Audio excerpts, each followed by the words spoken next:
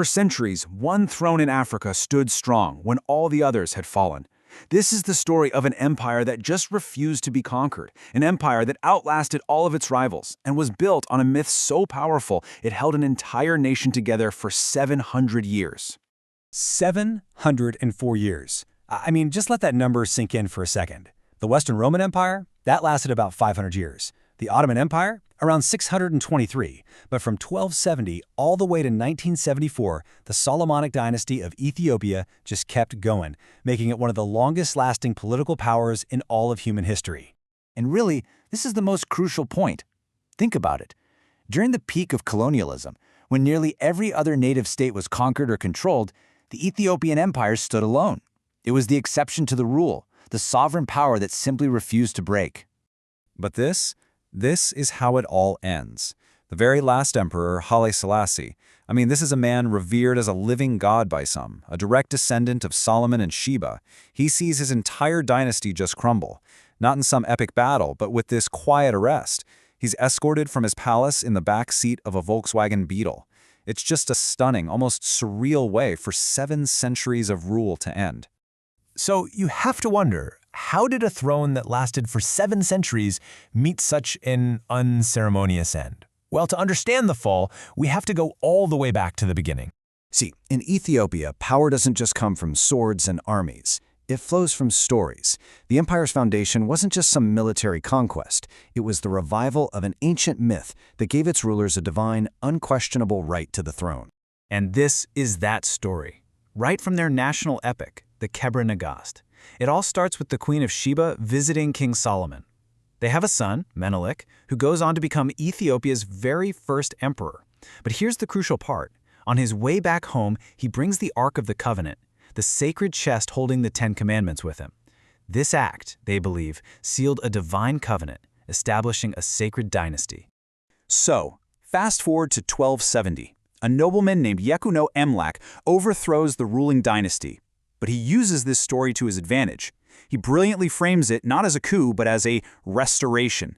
He wasn't a usurper, no. He was the rightful heir, bringing back the sacred bloodline. And that powerful claim legitimized a dynasty that would last for the next 700 years. But okay, a myth alone isn't enough to hold an empire together for that long. It was also propped up by some very real, very powerful pillars of endurance that made it almost impossible to conquer. First up, you've got geography. The Ethiopian highlands are basically a natural fortress. Second, a professional military. The elite Chewa regiments were a salaried, standing army loyal only to the emperor, super rare for the time. Third, the fusion of church and state. The Orthodox Church was the empire's moral compass and its administrative backbone. And finally, a mobile court. The capital was always on the move, which meant the emperor's power was always felt, preventing any one region from getting powerful enough to challenge him. And, you know, Ethiopian Christianity is incredibly unique. It's one of the oldest Christian traditions on the entire planet.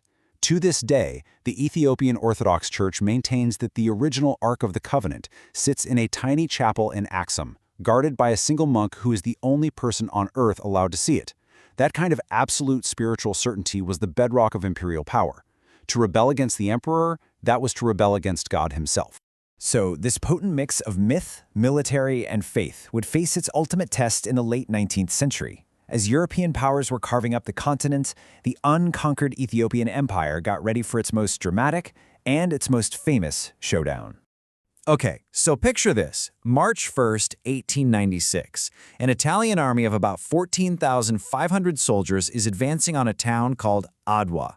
What they don't fully appreciate is that they're about to be met by a force of around 100,000 warriors, summoned by Emperor Menelik II from every corner of the empire.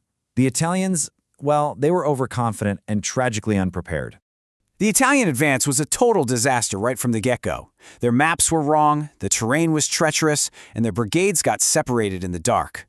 One column literally just stumbles right into the main Ethiopian camp, triggering a massive surprise attack.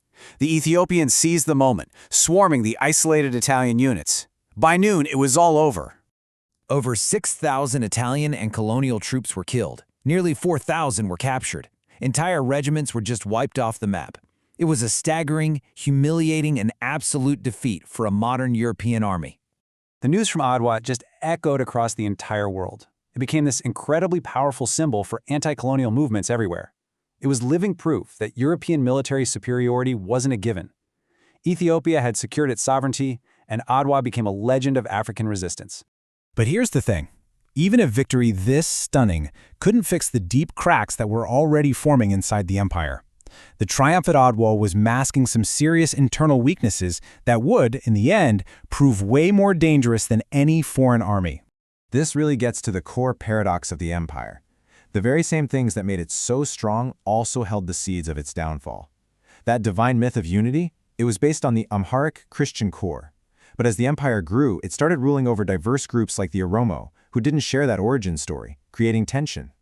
Its geographic isolation, that slowed down modernization, and its power was held up by a feudal system that created deep inequality, with most people just farming land they didn't own.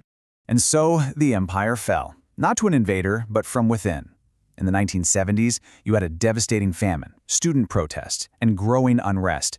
It was a perfect storm. The military saw the emperor as unable to solve the nation's problems, so they just stepped in. They arrested Haile Selassie and brought 704 years of imperial rule to a sudden, shocking end. And yet, the empire is anything but forgotten. Its legacy is alive and well today. The Line of Judah is still a national symbol. The victory at Adwa is a national holiday. The headquarters of the African Union is in Addis Ababa. The Rastafari movement took Ethiopian symbols and spread them worldwide. And global culture is, quite literally, fueled by Ethiopian coffee. So yeah, the monarchy is gone. The throne has been empty for 50 years. But when you look at the culture, the faith, and that defiant spirit of independence that still defines Ethiopia today, you really have to ask yourself, does the empire, in some essential way, truly live on?